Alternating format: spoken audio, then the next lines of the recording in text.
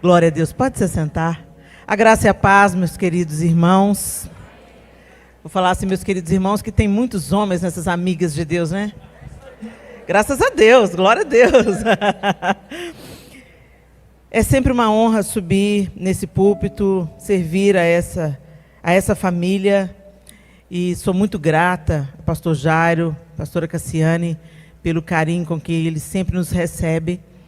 E é tão bom a gente estar também nesse tempo de receber, né? Como Deus falou comigo desde ontem, através da peça, através das canções que foram ministradas, da palavra liberada, de cada oração. Ontem o Senhor nos falou em cada detalhe, e não está sendo diferente nessa manhã. Eu tenho certeza que vai ser assim até o encerramento. O Senhor vai colocando as camadas dele, né? Ele vai nos ensinando, nos consolando, nos atraindo, e nós somos muito gratos de estar aqui mais uma vez.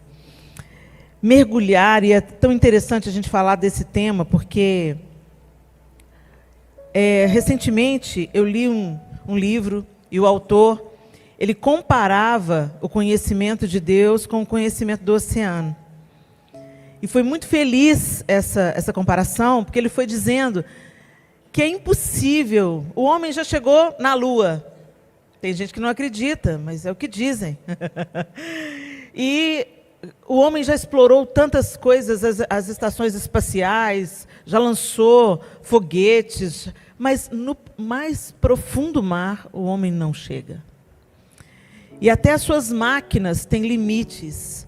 Até as sondas que vão para o fundo do mar, elas têm um limite de profundidade. Quanto mais profundo, mais escuro, e a pressão é insuportável.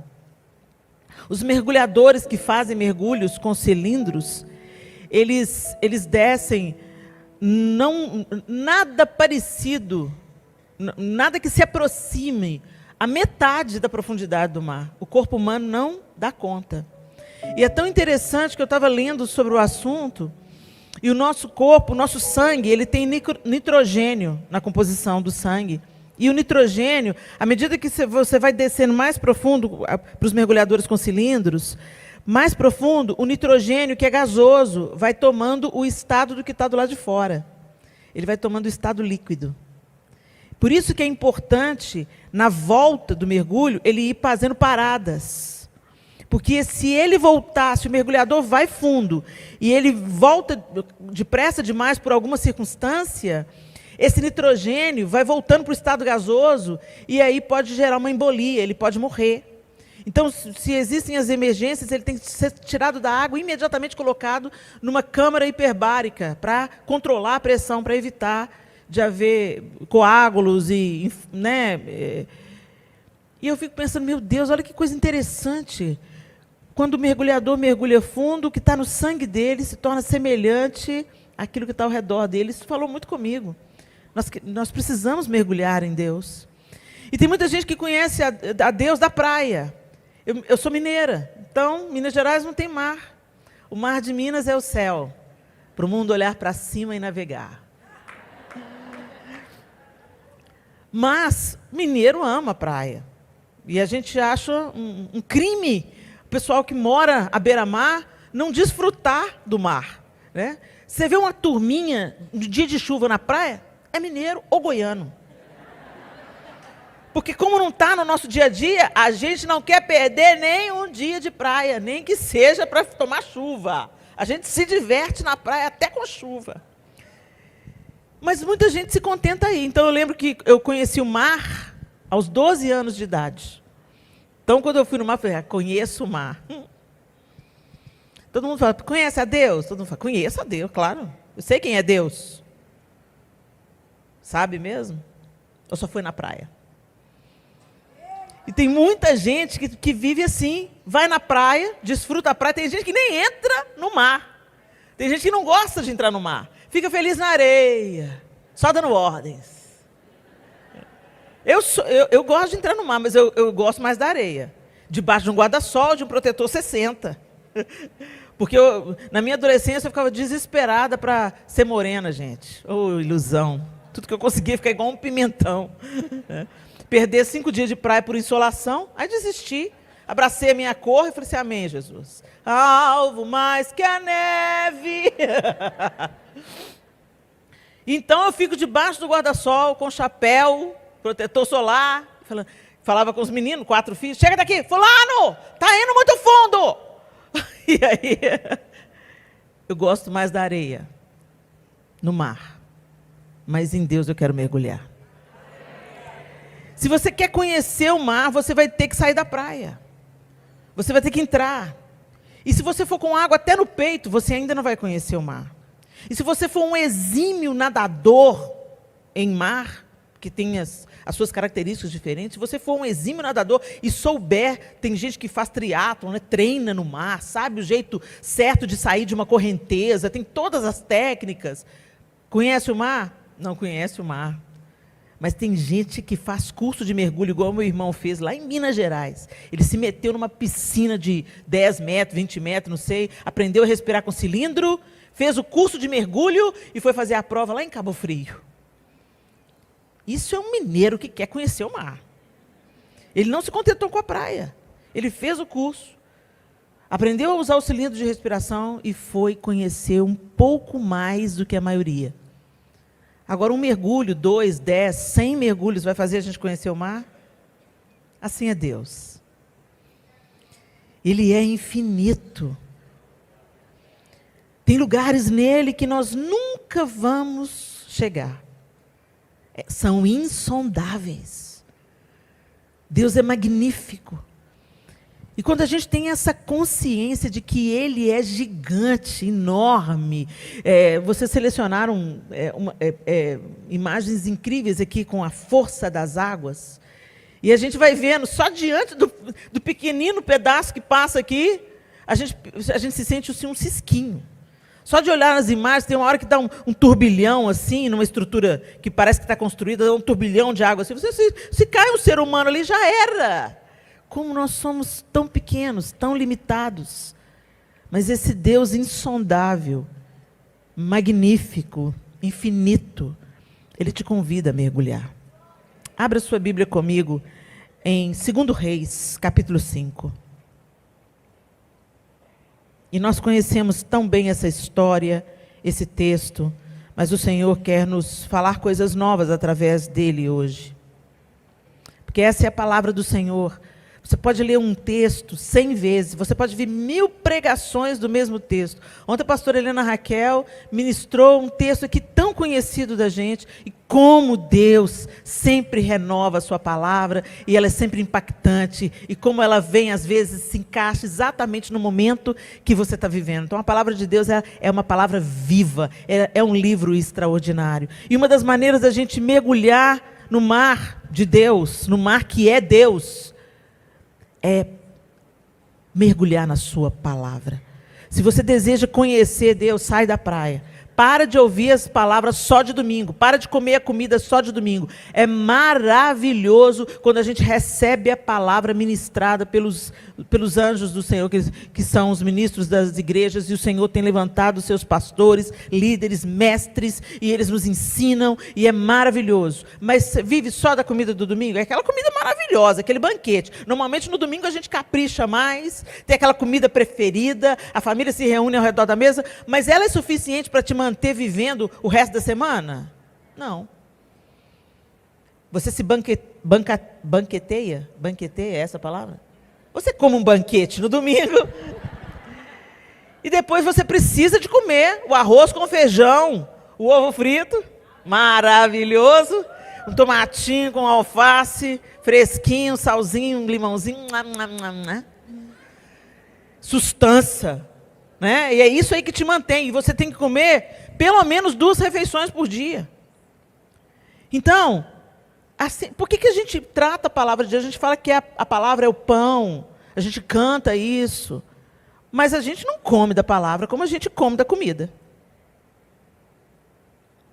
Tem gente que literalmente, gente, está caminhando com Jesus, nunca leu a Bíblia toda, nenhuma vez. Isso mostra como nós estamos restritos à praia. E quem está na praia vai sofrer insolação. Quem viver só de praia vai experimentar a sequidão. Quando aconteceu aquele tsunami, há mais de uma década atrás, existiam alguns mergulhadores fazendo mergulho na Indonésia. E eles notaram uma característica: não tinha peixe. Quando eles mergulharam, eles já tinham o costume de mergulhar, e quando eles mergulharam, eles notaram uma coisa diferente só: a ausência dos animais marinhos que eles sempre tinham contato. Então, sempre eles se encontravam com cardumes, e naquele mergulho não tinha peixe, e eles acharam estranho. Mas tudo bem, exploraram o lugar, fizeram o mergulho como sempre, e quando eles voltaram para a superfície, estava tudo destruído. Quem está na profundeza não sente os abalos da superfície. Não sente os abalos do raso. Por isso que o Senhor nos convoca a entrarmos mais fundo no relacionamento com Ele. E é impossível você se relacionar com Deus sem conhecê-lo. E como você conhece a Deus? Pela Bíblia. Tudo que você sabe de Deus até hoje, se existiu alguém chamado Jesus Cristo, existem relatos históricos, existem, mas o maior relato da história de Deus é a sua palavra. Então, se você quer conhecer a Deus, começa por aí. Retoma a leitura bíblica. Ela tem que fazer parte do seu dia a dia. E não lê só para cumprir tabela, não. Lê para conhecer o caráter do Deus a quem você diz que serve e ama. E essa palavra entra e te modifica. Quem vive na religião, que é o raso, não conhece a Deus. Esses, naquele grande dia, vão chegar diante dele e vão dizer: Senhor, em teu nome profetizamos. Fica longe de mim, eu não te conheço. Quem me conhece, chega perto. Quem me conhece, mergulha. Quem me conhece, vem para ter comigo. Quem me conhece, procura entender quem sou eu. Quando você gosta de um artista, você vai rastrear a vida dele. Hoje eu encontrei com umas meninas lá no hotel. Vocês estão aí, meninas? Cadê vocês? As meninas falaram assim: sei tudo sobre a sua vida. Quando a gente gosta muito de alguém, a gente quer pesquisar, a gente quer seguir nas redes sociais. Você fala que ama a Deus, mas não lê a Bíblia? Hello? Hashtag fica a dica. Abra aí, vamos lá. 2 Reis, capítulo 5. Tudo escureceu aqui no meu tablet, gente. Seja liberto agora. Naamã, comandante do exército do rei da Síria, era muito respeitado e honrado pelo seu senhor, pois por meio dele o Senhor dera vitória à Síria. Mas esse grande guerreiro ficou leproso. Ora, tropas da Síria haviam atacado Israel e levado cativo uma menina que passou a servir a mulher de Naamã. Um dia ela disse à sua senhora: se o meu senhor procurasse o profeta que está em Samaria, ele o curaria da lepra. Naamã foi contar ao seu senhor o que a menina israelita dissera. O rei da Síria respondeu: vá, eu darei uma carta que você entregará ao rei de Israel. Então Naamã partiu, levando consigo 350 quilos de prata, 72 quilos de ouro e 10 mudas de roupas finas. A carta que levou ao rei de Israel dizia: com essa carta estou te enviando meu oficial Naamã para que o cures da lepra. Assim que o rei de Israel leu a carta, rasgou as vestes e disse: por acaso eu sou Deus, capaz de conceder vida ou morte? Porque este homem me envia alguém para que eu o cure da lepra. Vejam como ele procura um motivo para se desentender comigo. Quando Eliseu, o homem de Deus, soube o que o rei de Israel havia rasgado suas vestes, mandou-lhe essa mensagem: por que rasgaste tuas vestes? Envia o homem a mim, e ele saberá que há profeta em Israel. Então Naamã foi com seus cavalos e carros e parou à porta da casa de Eliseu. Eliseu enviou um mensageiro para lhe dizer: vá e lave-se 7 vezes no rio Jordão. Sua pele será restaurada e você ficará purificado. Verso 11. Mas Naamã ficou indignado e saiu dizendo: eu estava certo de que ele sairia para receber-me, invocaria em pé o nome do Senhor, o seu Deus, moveria a mão sobre o lugar afetado e me curaria da lepra. Não são os rios Abana e Farfar em Damasco melhores do que todas as águas de Israel? Será que não poderia lavar-me neles e ser purificado? E foi embora dali, furioso. Mas os seus servos lhe disseram: meu pai, se o profeta tivesse pedido alguma coisa difícil, o senhor não faria. quanto mais quando ele apenas diz que se lave e será purificado. Assim ele desceu ao Jordão, mergulhou 7 vezes, conforme a ordem do homem de Deus, e foi purificado. Sua pele tornou-se como a de uma criança. Vamos até aí. É impressionante esse texto, e ele começa dizendo para a gente quem era Naamã. Naamã, um oficial, um comandante do exército do rei da Síria. E o interessante que está dizendo é que ele era um comandante, então tinha um rei sobre ele, ok? Ele era comandante do exército a serviço do rei da Síria. Era muito respeitado e honrado pelo seu senhor, pelo rei. Então, ele não era um comandante qualquer. Ele não era apenas um subalterno, uma pessoa que cumpria aquilo que o rei designava para ele. Ele era um cara que ele era vitorioso, e por isso o rei o admirava e o respeitava e reconhecia o seu valor. E por que ele era vitorioso? O próprio texto diz que, apesar desse povo ser um povo inimigo de Israel, foi o Senhor que concedeu vitória a ele. Olha que interessante isso que fala o texto. Pois por meio dele, por meio de Naamã, o Senhor dera vitória à Síria. Sobre quem? Sobre Israel. Então, às vezes a gente pensa, né, que o nosso inimigo, quem está pelejando contra nós é o diabo. Nem sempre. Nem sempre é o diabo que está pelejando contra nós. Às vezes é Deus nos resistindo. Porque a Bíblia diz que Deus resiste ao soberbo, mas aos humildes ele concede a sua graça. E resistir é uma oposição. Deus se opõe ao orgulhoso. Deus se opõe ao soberbo. Deus põe a mão no seu peito quando o seu tupete está alto. É isso que a Bíblia diz, não sou eu que estou dizendo. Então, Deus tem os seus caminhos. E às vezes, quando a gente vai lendo a história do povo de Israel, o livro de Juízes é uma incessante... É aquela sucessão de sucessos e fracassos, sucessos e fracassos, sucessos e fracassos do povo de Deus por causa da obstinação, da desobediência e do orgulho.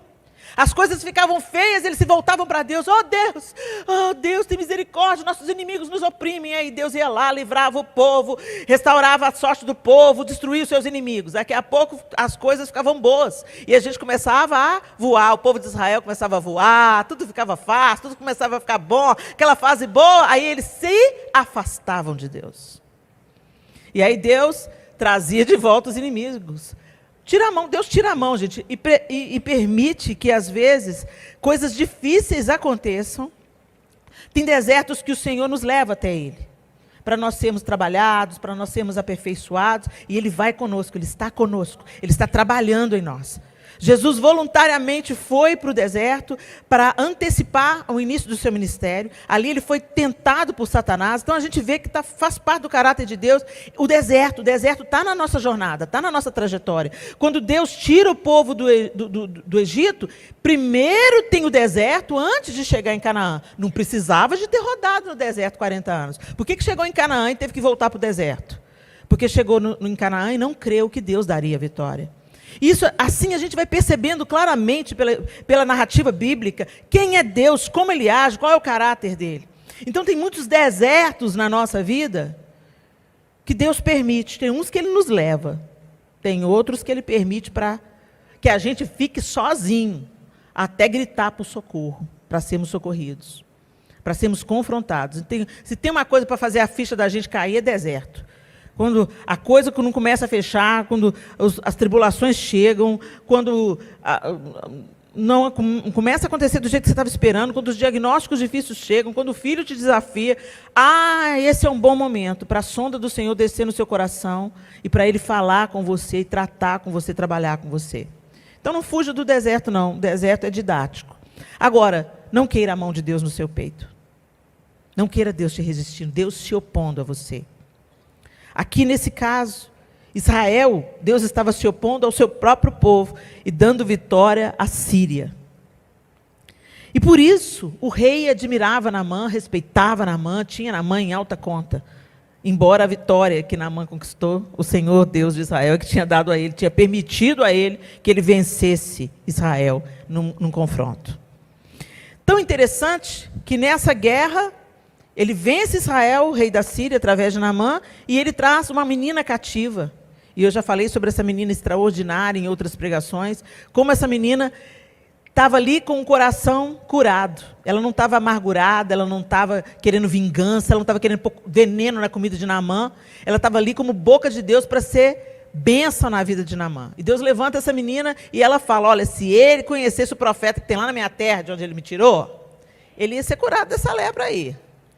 E aí ele vem, fala para o senhor fala, o rei da Síria fala, pode ir, manda para o rei de Israel, o rei de Israel rasga a sua veste, meu Deus, o que eu vou fazer? Olha aí, está arrumando outra batalha contra mim, está arrumando outra encrenca contra mim, quem sou eu para curar? Aí a gente vê porque que Deus permitiu que a Síria ganhasse de Israel, né?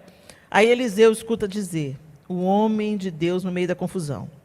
Graças a Deus sempre tem um homem de Deus no meio da confusão, graças a Deus. Ele fala, manda ele para mim, por que você está rasgando a sua veste? Por que você está desesperando? Você tem uma amiga que faz isso? Por que você está desesperado? Calma! Tem Deus nessa história, tem Deus na sua vida. Você é povo de Deus, você não está à deriva não, você não está solto aí não. Que você seja um Eliseu na vida de alguém, amém? E aí, o Naamã vai então se encontrar com Eliseu, o rei manda Naamã para Eliseu, vai lá para o profeta. E aí, o que vai acontecer? Eliseu não sai para encontrar com Naamã, não. Ele era muito importante para o rei da Síria, mas não era nem um pouco mais importante para Eliseu. Eliseu manda dizer para ele que é para ele se banhar 7 vezes lá no Rio Jordão. E o que me chama a atenção nesse texto é que Naamã ficou indignado. Ficou indignado e saiu dizendo, eu estava certo, quer dizer, eu tinha certeza de que ele ia sair, o homem de Deus ia sair ao meu encontro. E que ele ia ficar de pé. E que ele ia invocar o nome do Senhor, o seu Deus. Ô, gente, como a gente gosta de glamour, né? E que ele moveria a mão sobre o lugar da minha enfermidade e eu seria curado. Agora, manda eu entrar no Jordão. Esse riozinho. Na minha terra tem rio muito melhor. Eu não vou, não. E ficou furioso. O texto está dizendo para a gente. Os rios, não são os rios Abana e Farfá em Damasco, melhores do que todas as águas de Israel. Não menosprezou só o Rio Jordão, não. Menosprezou o Mar da Galileia, menosprezou todas as águas de Israel. Será que não poderia lavar-me neles e ser purificado? E foi embora dali furioso. É o que o texto está dizendo para a gente. Eu quero conversar com vocês hoje sobre essas estruturas de orgulho que impedem da gente conhecer e ser transformado pelo melhor de Deus, pelas águas de Deus. Todos nós, indistintamente nessa sala, todos nós somos orgulhosos. Uns mais, uns menos, mas todo ser humano nasce orgulhoso. Como assim nasce orgulhoso, Helena? Um bebezinho não sabe de nada. Gente, é um pagãozinho, gente. Não é à toa que a roupa do bebê chama pagãozinho. O menino já nasce herdando pelo DNA a queda.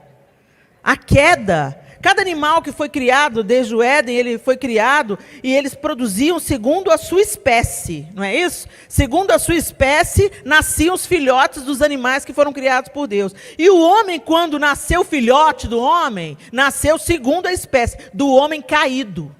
O homem não teve filho antes da queda. Os filhos vieram no processo pós-queda. Então, a nossa queda é herdada. Quando o salmista fala, eu nasci na iniquidade, e em pecado me concebeu minha mãe. Muita gente acredita equivocadamente que o salmista está se referindo à relação sexual. Não, gente, a relação sexual é maravilhosa. A relação sexual foi criada por Deus. É um ato sublime, santo. O diabo é que pegou e emporcalhou o sexo. Como ele fez com tantas outras coisas, ele usurpa, ele rouba, ele pega algo que é precioso para Deus e ele quer desfigurar aquilo que Deus criou como algo mais elevado e sublime. Algo mais elevado e sublime. O encontro onde um homem e uma mulher se tornam uma só carne e a vida humana nasce desse encontro. É lindo, é perfeito, é sublime, é prazeroso. E toda a vontade de Deus é que isso seja vivenciado na proteção e no gozo, na alegria do casamento. E isso é uma prefiguração, isso é uma sombra da alegria e do gozo incontido que nós teremos no encontro da noiva com Cristo. É só uma sombra. O casamento mais perfeito, mais saudável, com o relacionamento sexual mais delicioso, é só uma sombra do grande casamento entre Cristo e a igreja. E quando nós experimentarmos esse encontro, nada que a gente vive na terra vai se comparar à alegria sentida. Por isso que o casamento não vai ser mais necessário. Por isso que depois do grande casamento, a gente não vai mais se conhecer como casamento, porque toda a alegria que nós experimentamos no casamento vai ser totalmente, absolutamente superada. Nem olhos viram, nem ouvidos ouviram, nem jamais penetrou no coração humano. Não adianta você tentar imaginar, você não vai conseguir. Só creia e se alegre antecipadamente. Mas quando voltando ao salmista, quando ele diz, eu nasci na iniquidade, em pecado me concebeu minha mãe, ele está dizendo que nós herdamos o pecado original. E é desse pecado que nós precisamos ser salvos. É dessa marca maldita da queda que nós precisamos ser libertos, reconciliados, regenerados e feitos filhos de Deus. Helena, mas você está falando da essência do cristianismo. Não me desculpe, meus irmãos, mas tem um tanto de gente que está frequentando a igreja e não sabe de que é salvo. Sabe nem do que precisa ser salvo. Nós precisamos ser salvos do nosso pecado original. Nós precisamos ser salvos do nosso estado de queda. E reconciliados com Deus, vivemos agora como filhos de Deus. E não como filhos, não apenas como criaturas, mas como filhos de Deus. Então esse orgulho, ele foi soprado lá na primeira mulher. Como é que Deus falou?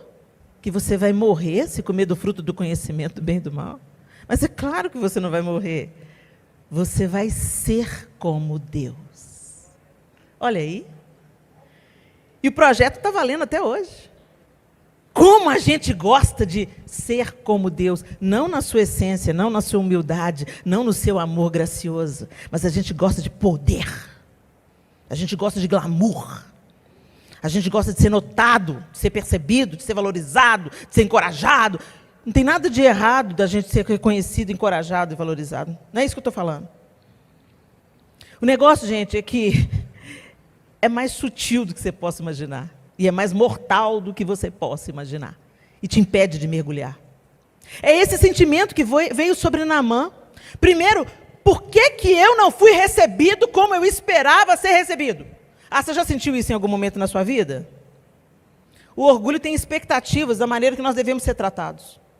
Eu me lembro da Darlene Zek, uma líder de louvor da Hillsong, né? Lá nos primórdios, lá no tempo que antes do Diante do Trono existir, a Darlene Zek era uma mulher que inspirava a Ana Paula. E ela conta no livro dela que ela chegou numa igreja, foi convidada, ela já era Darlene Zek, ela já era uma mulher famosa no mundo, ela já era líder da Hillsong, ela já tinha músicas lindas que o mundo inteiro estava traduzindo e cantando. E ela foi numa igreja e ninguém foi buscá-la no aeroporto. Aí ela achou estranho, mas sabia o endereço do hotel, foi para o hotel. Aí beleza, chegou no hotel. Ninguém veio buscá-la no hotel. Só mandaram para ela o endereço de onde que ela tinha que ir. Aí ela foi. Achou estranho. Mas foi. Você não faz assim não, Cassiane. Você não faz assim mesmo. Cuidado, senão você estraga os ministros com tudo que você faz por nós. Cuidado.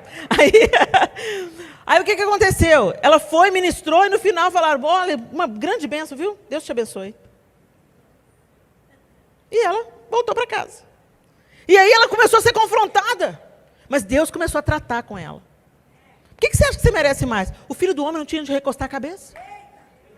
O nosso modelo é Jesus, ele não tinha onde recostar a cabeça. E a gente gosta de grandeza. A gente gosta de grandeza. Mas grandeza no modelo de Lúcifer. Porque Lúcifer já andava pisando em pedra afogueada, pedra preciosa, coberto de pedra preciosa. Coberto de pedra preciosa, mas de repente não era suficiente para ele ser querubim da guarda, ungido para cobrir. De repente não era suficiente para ele andar todo coberto de pedra preciosa. De repente não era suficiente para ele ser um arcanjo diferenciado, um querubim diferenciado. Tinha que ser como Deus. E foi isso que ele sopra para a alma humana, para a essência humana. Por isso que até hoje nós temos problema com orgulho. Mesmo regenerados, mesmo enxertados em Cristo, Jesus continua nos convidando: vinde a mim, vós que estáis cansados e sobrecarregados, eu vos aliviarei. Toma sobre você o meu jugo e aprenda de mim, que sou manso e humilde, para você encontrar descanso. Gente, que é uma coisa que a gente não é manso e humilde. Olha eu aqui falando alto.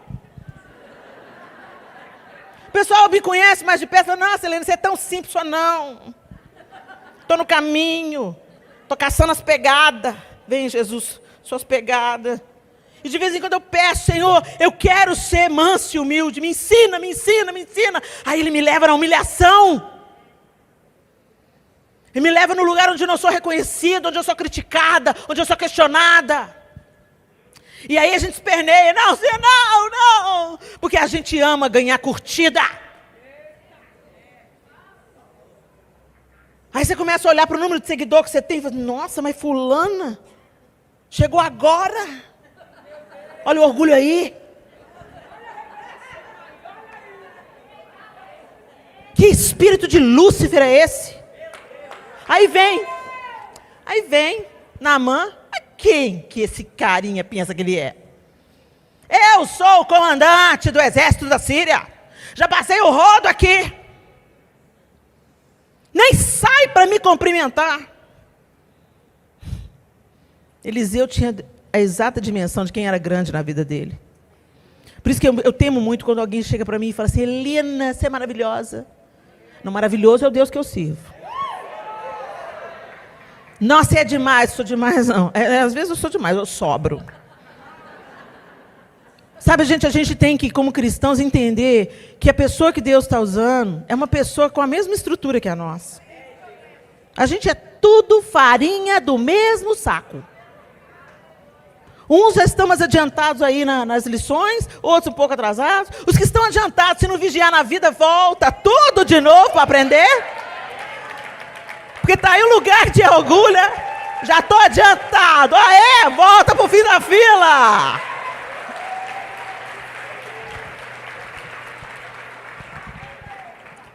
Primeira coisa que sabota o nosso mergulho em Deus é o orgulho. E essa estrutura se revela primeiro no dodói. Não me viram? Não me convidaram? Nossa, todo mundo estava lá. Ninguém me convidou. Nossa, ninguém me buscou no aeroporto. Nossa, a Cassiane me pôs para pregar de manhã. Eu quero pregar de noite. Horário nobre. Gente, eu já ouvi isso. Eu já ouvi isso. Jesus toma conta da gente. A gente é muito picareta, gente. Olha, se não é Jesus, o seu amor, nós estamos lanhados, nós estamos lascados. E o pior, o orgulho é igual um mau hálito. Todo mundo enxerga o seu, mas você mesmo não sabe. Todo mundo está sentindo o cheiro, mas você não tem a menor ideia. Aí um tanto de gente oferecendo pastilha. Fica a dica. Fica a dica, tá? Quando começa a te oferecer pastilha, ixi, deixa eu ir lá escovar meu dente. O orgulho é isso, gente. É um inimigo a ser vencido todo santo dia. Todo dia você tem... Ah, você está aí de novo? Desgraçado, vem aqui. Fica aí. Fica aí. Eu pareço com meu mestre. Sou manso e humilde de coração. Eu quero descanso para minha alma. Oh, gente, definitivamente eu estou aqui dando um testemunho pessoal. Quantas vezes eu tive que voltar para o fim da fila por causa do meu orgulho? Não, mas eu que estou certa. Eu que estou certa. Eu que estou certa. Ah, tá.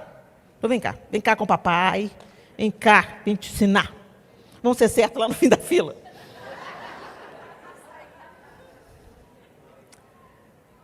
A gente tem expectativas.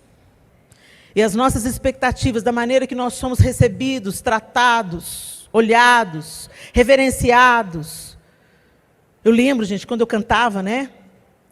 Eu comecei servindo ao Senhor cantando, fazendo teatro. E aí eu fazia um solo. Não era nem o Diante do Trono ainda, era o El Chamar. Eu fazia um solo. E aí eu acabava, quando acabava a ministração, eu queria ouvir o Sérgio, o regente. Eu queria ouvir. Né? Será que foi bem? Será que foi bem? Se o Sérgio não me dissesse nada, eu morria. Não foi bem. Não foi bem. O João falava, foi bem sim, meu bem, foi bem. Você só desafinou ali, tá vendo? Eu desafinei. Agora, quando vinha o Sérgio, falava, Helena, muito bem. Ah. A glória ia para Deus? Não, eu pegava para mim mesmo. Nossa. Gente, essa é a natureza humana. Às vezes a gente não fala, e eu gosto de denunciar o meu pecado, sabe por quê? Para eu ficar livre dessa desgrama desse pecado. Ficar livre disso. Sabe, luz na cozinha, você acende a luz. Se você não dedetiza de 6 em 6 meses, eu aconselho que você faça, você vai acender a luz de madrugada e vai achar uma barata lá te esperando. Assim é quando a luz de Jesus entra. Denuncia as podriqueiras, as podridão, as coisas erradas, os insetos que não tinham que estar ali. E a gente tem que deixar Jesus acender todo dia a luz sobre o nosso orgulho.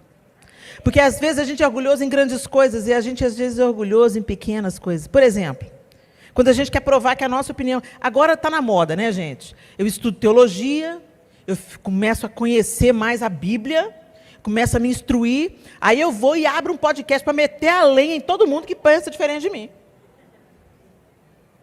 Se a sua teologia, meu irmão, não está fazendo você mais parecido com Jesus, não presta para nada.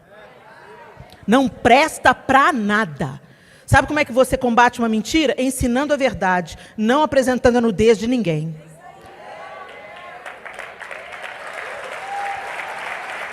Você não mostra a nudez de ninguém. Eu aprendi isso com a Dev Tyros. A Dev Tyros falou, para combater todo ensino mentiroso, eleve e ensine a verdade.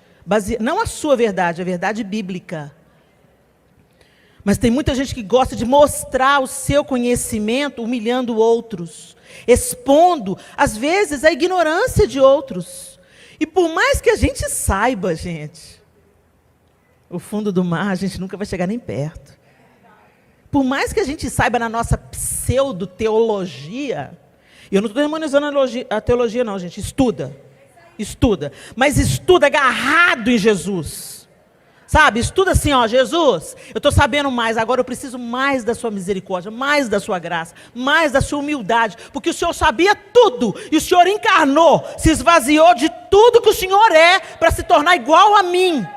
E eu sou seu discípulo, é esse o meu caminho, me esvaziar das minhas expectativas de como eu devo ser tratado, me esvaziar daquilo que eu espero receber, me esvaziar das expectativas dos troféus humanos. Eu questiono honestamente as nossas premiações cristãs. Para grandes ministros de Deus, eu acho que mais faz mal do que bem, porque os ministros acabam se achando. A gente não precisa de ajuda para ser orgulhoso, não, a gente já nasce orgulhoso. E aí vem alguém falando de quantas pessoas você influencia, de quantas canções, de quantos hits você emplacou. Rebeca, pega aí, que essa para você.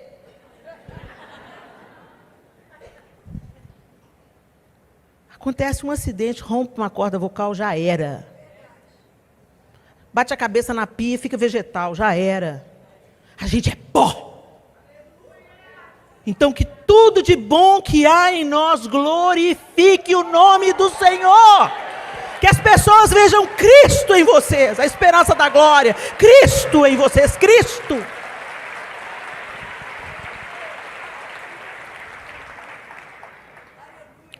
A segunda característica desse coração orgulhoso que nos impede de mergulhar, primeiro, Naamã ficou indignado e saiu porque ele tinha uma expectativa.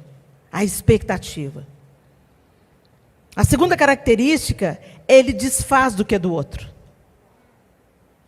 O quê? Só isso de seguidor? A quem deixasse aquelas poucas ovelhas no deserto? Foi o que Eliabe falou, tentando atingir Davi. O que você veio fazer aqui, Davi? Para ver a guerra? Ah, é? Quem que é? Você é pastorzinho, né? Pastorzinho de um rebanho mirrado também, né? Cadê as suas poucas ovelhas no deserto? Olha aí por que Deus estava rejeitando o coração de Eliabe. Alguns capítulos antes, Samuel vai à casa de Jessé para ungir um filho. Quando Samuel, olha Eliabe, olha isso aí, o ungido do Senhor. Por quê? Porque confiou no porte, confiou na aparência. Ele tinha porte de rei, tamanho de rei, habilidade de rei, aparência de rei.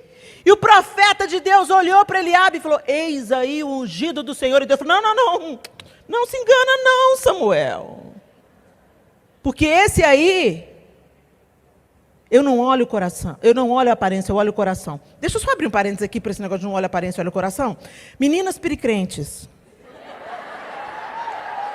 Uma palavra para você, meu amor.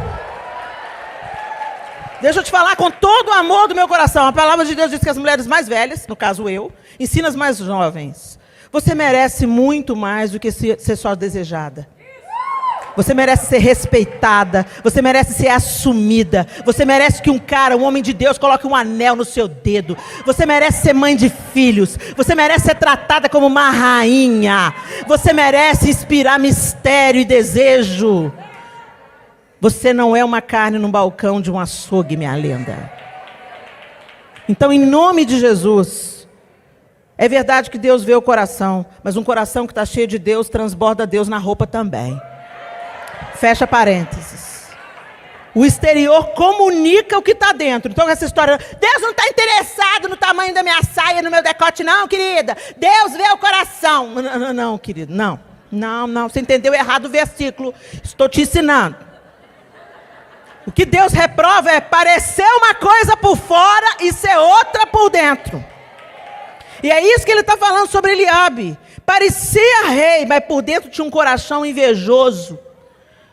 O Senhor fala, eu tenho rejeitado. Aí você entende quando Davi vai querer saber quem é que está afrontando as tropas de Israel, quem que é o gigante que está arrotando vantagem. E Eliabe recebe Davi com 3 pedras na mão. O que é que você veio fazer aqui? A quem você deixou aquelas poucas ovelhas no deserto? Eu conheço a presunção do seu coração. A presunção do seu coração? Às vezes a gente fala do outro o que somos. A psicologia diz isso, né? Que os psicólogos me ajudem. É um espelho, né? Espelhamento. Então aquilo que te irrita no outro, quem você é. Jesus. Ajuda a gente, Senhor. Olha aí. E esse mesmo espírito estava sobre Naamã. O quê? O Rio Jordão. Na minha terra eu tenho rios muito melhores. Conhece alguém que só conta vantagem? Meu filho? Nossa. Meu filho é maravilhoso. Meu filho está no altar, meu filho é ungido, meu filho tem um projeto de... Ele pode ser isso tudo, meu filho. Deixa os outros falar do seu filho. E quando a gente fala mal da gente, fala bem da gente mesmo, né? Não, isso é autoestima, Helena. Gente, a linha é tênue. A linha é tênue. Não, porque a minha casa é melhor. Não, eu planejo férias como ninguém. Não, eu sei cuidar de um look, gente. Não, maquiagem, não gosto que ninguém faça em mim. Eu faço a melhor maquiagem. Não, a comida que eu faço, vão ter que respeitar. Cuidado. Como eu estou dizendo, gente, a gente não tropeça em montanha, a gente tropeça em pedrinha. A Bíblia fala assim, que seja a boca do outro e não a sua que te louve. Se você é isso tudo mesmo, deixa que o outro fala. Deixa que o outro fala. Eu não estou dizendo para você andar lá assim, sabe, arrastando o saco de lixo. Vida, céus, eu não presto para nada, sou miserável. Gente, para. Porque isso também é orgulho. O vitimismo, eu no centro, do mesmo jeito, é só o outro lado da moeda. Equilíbrio em nome de Jesus.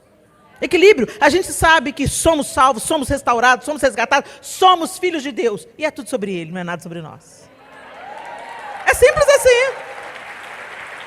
Eu sou o que a Bíblia diz que eu sou. Eu tenho o que a Bíblia diz que eu tenho. Ou seja, todo o bem que há em mim é expressão da graça de Deus. Então eu sou grato. É só isso, eu sou grato. Ele desfaz dos rios, das águas de Israel, mal sabendo ele que Deus ia fazer ele mergulhar naquela água. E quando a gente chega no Jordão mesmo, gente, o Jordão é um rio simples. Você pega o Amazonas, você nem vê a outra margem dele. Aquele rio caudaloso, poderoso. Mas Jesus desceu, foi naquele lá. Foi naquele rio de água turva chamado Jordão. Que quando a gente já entra chorando, né, Micheline? Já entra chorando.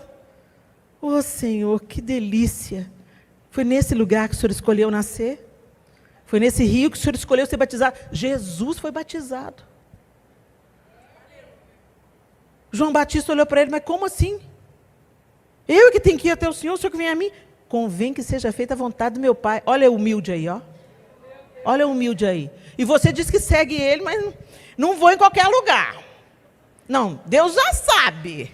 Deus já sabe. Se vai me levar para algum lugar, não pode ser um lugar que tem lagartixa e sapo. Eu tenho um chamado. Eu tenho um chamado para ir para trabalhar com os ricos lá em Dubai. Os ricos em Dubai também precisam, sabe, gente? Precisam muito. É um engano a gente pensar que o rico, ele não precisa de ser atendido. Tem gente que tem tudo, não tem o principal, não tem a vida de Deus. Então é um miserável. Não interessa quantos zeros tenham na conta. Mas tem gente que quer fazer do chamado uma oportunidade para se dar bem. Tem gente que fala assim, eu vou ministrar, viu, Cassiane, lá na sua conferência. Mas eu quero ficar no hotel tal. Ah, vai tomar banho, gente, vai tomar banho. Vai tomar banho, vai aprender com Jesus a ser crente. Ele dormia ao relento e você querendo escolher o hotel. Com menu de travesseiros, de penas de ganso. Ah, vai lamber sabão. Desculpa, a gente não tem paciência com isso, não.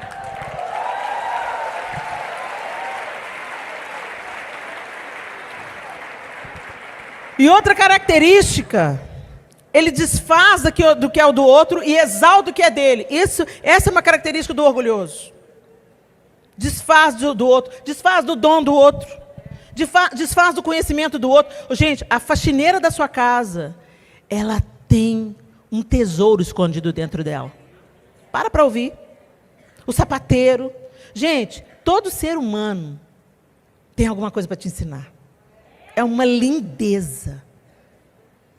Se você se abrir, se você mergulhar no rio, você vai ver que essa lepra vai ficar para... Sabe, essa lepra do orgulho vai ficar para trás.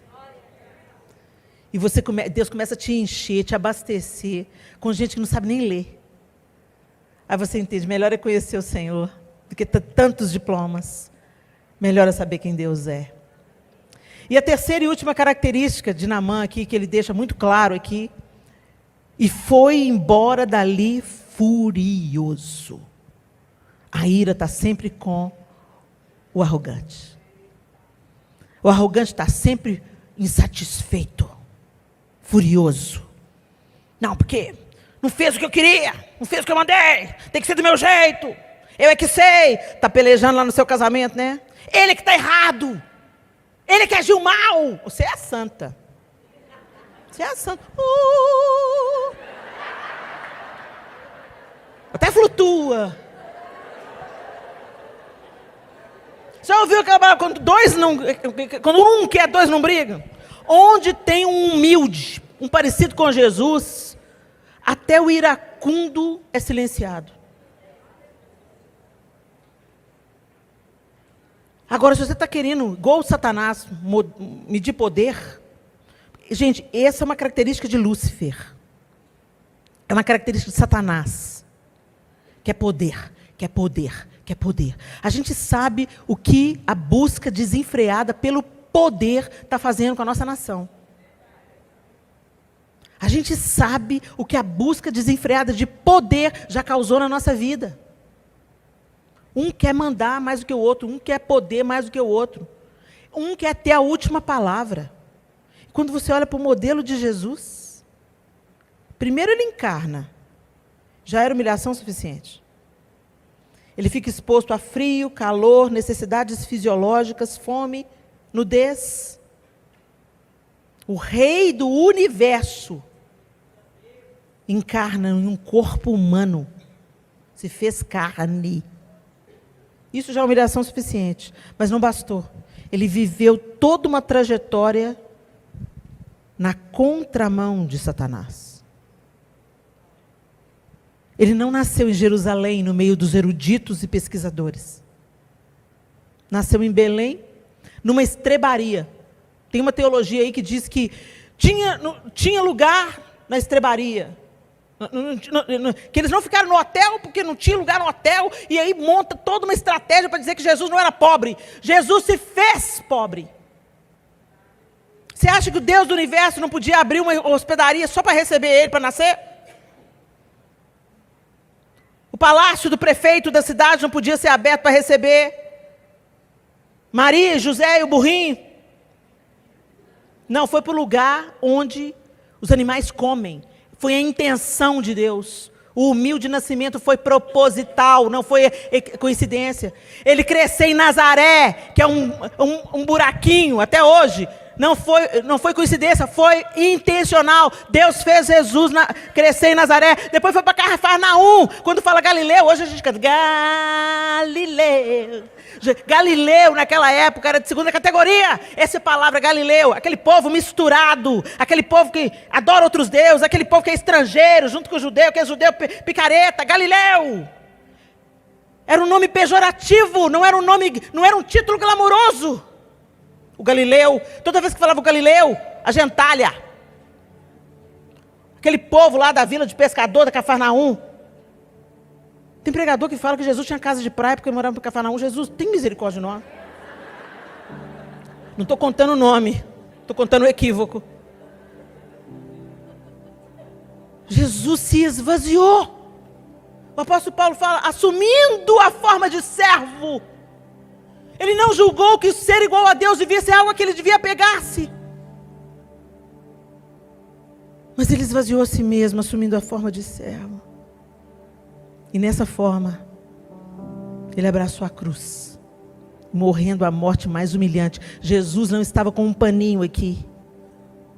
Jesus estava nu, humilhado, torturado, chicoteado, para que nós tivéssemos vida novamente. E a gente se ensoberbece, e a gente se vende, e a gente fica no raso, porque o orgulho nos mantém no raso. Irados, cheios de expectativas, supervalorizando o que temos, desprezando o que os outros têm. Leproso, na mãe estava, e leprosos somos. E a maneira de nós ficarmos limpos dessa lepra é mergulhando. 7 vezes. Isso fala do movimento da vida, como disse a Michelene. Tem dia que Deus te leva embaixo. E Ele te ergue novamente. E Ele te submerge. E te traz à tona novamente. E Ele te submerge. É um movimento da vida. É por isso que o eletrocardiograma é altos e baixos, altos e baixos, altos e baixos. Bem-vindo à jornada saudável. Bem-vindo à vida. Nos baixos nós somos aperfeiçoados também. Nos baixos nós estamos ganhando também. Nos baixos Deus está nos livrando da nossa arrogância, altivez e soberba também. Nos baixos é como mergulhamos, é que somos purificados. O sofrimento nos limpa e nos purifica. A rejeição nos limpa e nos purifica. Não sermos tratados como esperamos nos limpa e nos purifica. Não buscar troféus humanos nos limpa e nos purifica. Jesus rejeitou tudo aquilo que nós hoje achamos que é bênção. Jesus deu as costas. Senhor, chegou a hora de nós tomarmos o poder. Porque na cabeça daqueles discípulos, o Messias era aquele que ia restaurar o reino de Israel, a primeira potência do mundo. E Jesus, vocês não entenderam ainda? O meu reino é eterno. O meu reino não se limita por voto. O STF não pode parar o meu reino. O meu reino é eterno. Nada pode deter, nada pode apagar, nada pode corromper. Aqueles que estão comigo avançam, prosperam e sofrem alegremente. Eles estão prontos a tomar a sua cruz e seguir-me. E quando parece que eles estão perdendo, eles estão triunfando sobre todo principado e potestade. As estruturas de orgulho não têm lugar no nosso coração, porque pertencemos àquele que é manso e humilde, Cordeiro de Deus, que tira o pecado do mundo. Fique de pé no seu lugar. Tu és a fonte, Tu és o rio. E nós queremos ser mergulhadas nessa vida. Nós queremos ser mergulhadas no rio que é o Senhor Jesus. Limpa a nossa lepra. Limpa, Senhor, as estruturas de orgulho, a busca por poder, reconhecimento, validação. Oh Deus, que nosso maior anseio seja Te adorar com nossas escolhas, Te adorar com os nossos projetos, Te adorar com a nossa vida familiar, Te adorar no nosso trabalho, Te adorar no lugar onde servimos na nossa igreja, Te adorar com a vida, não apenas com canções, Senhor. Oh Deus, nós não queremos ter uma estrutura de mansidão e humildade, uma aparência. Nós queremos conhecer o Senhor e aprender do Senhor e sermos mansos e humildes de coração. Nos ensina, Senhor. No nosso mundo é tão difícil, o mundo valoriza tudo que é grande, tudo que brilha, tudo que se evidencia. Mas nós queremos dizer não, Pai, à mesa de Satanás. Não às estruturas da Síria. E queremos mergulhar no Teu rio, nos humilhar, nos submeter, obedecer, acreditar que o Senhor está nos tomando pela mão e nos dando poder, mas é o poder de sermos feitas filhas de Deus. Nos ajuda, Pai. Em Teu nome nós oramos. Amém e amém. Deus abençoe vocês.